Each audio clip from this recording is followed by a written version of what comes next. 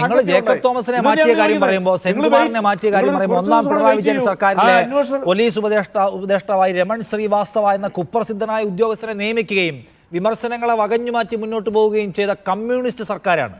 വലിയ കഥ പറയല്ലേ? വലിയ കഥ പറയുമ്പോൾ ഇത് പറയേണ്ടി വരും. രമൺ ശ്രീവാസ്തവ, അയാളുടെ ചരിത്രം എന്തായിരുന്നുവെന്നും അയാൾ ചരിത്രത്തിൽ കെട്ട പഴി എന്താണെന്നും കേരളത്തിലെ കമ്മ്യൂണിസ്റ്റുകാർക്ക് അറിയാത്തതല്ല. പക്ഷെ അയാൾ തന്നെ വേണം പിണറായി വിജയനെ ഉപദേശിക്കാൻ.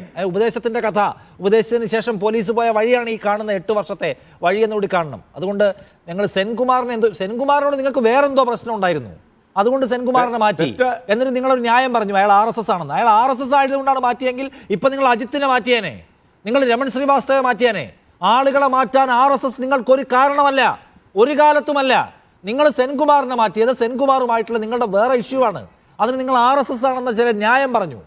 RSSകാർ ഒരു പദവിയിലിരിക്കാൻ പാടില്ല CPM ഭരണത്തിൽ എന്ന് നിങ്ങൾക്ക് നയനിലപാടുണ്ടായിരുന്നുവെങ്കിൽ രമൺ ശ്രീവാസ്തവയോടെ ഉണ്ടാകുമായിരുന്നില്ല, ഈ അജിത് കുമാറും ഉണ്ടാകുമായിരുന്നില്ല.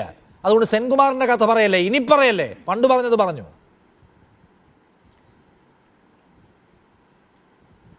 അല്ലല്ല നിഷാദെ, അങ്ങനെയൊന്നും പറഞ്ഞു പോകാൻ പറ്റത്തില്ല. ചരിത്രം നിഷാദിനുമല്ല, ഈ കേൾക്കുന്ന പ്രേക്ഷകർക്കും അറിയാം. രമൺ ശ്രീവാസ്തവ എന്ന് പറയുന്നത് ചാരക്കേസ് എന്ന് പറയുന്ന കുപ്രസിദ്ധമായിട്ടുള്ള കള്ളക്കഥയുടെ രചിച്ചയാളെന്നുള്ള രീതിയിലാണ് നിങ്ങൾ ഈ എല്ലാം വേട്ടയാടിക്കൊണ്ടിരിക്കുന്നത്. അംബിതാരാണ് ഉൾപ്പെടെ അദ്ദേഹത്തിനെ സുപ്രീം കോടതി കുറ്റവിമുക്തനാക്കി. അത് നിങ്ങൾ അറിഞ്ഞില്ലേ?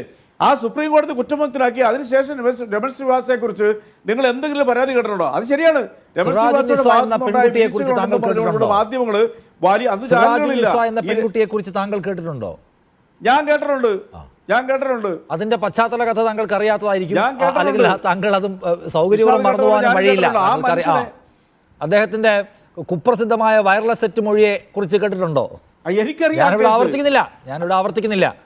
പക്ഷേ അങ്ങനെ കുപ്രസിദ്ധനാണ് അദ്ദേഹം. ഞാൻ പറഞ്ഞല്ലോ, അതറിയാത്ത കമ്മ്യൂണിസ്റ്റുകാർ കേരളത്തിലില്ല, സീനിയർ ലീഡേഴ്സ് ഇല്ല. പക്ഷേ രമൺ ശ്രീവാസ്തവ മതി, അജിത് കുമാർ മതി. എന്നിട്ട് ഞങ്ങൾ RSSകാരാണെങ്കിൽ വെച്ച് വാഴിക്കില്ല കേട്ടോ എന്ന കപടവാചകം ഇനി ഈ കേരളത്തോട് പറയല്ലേ?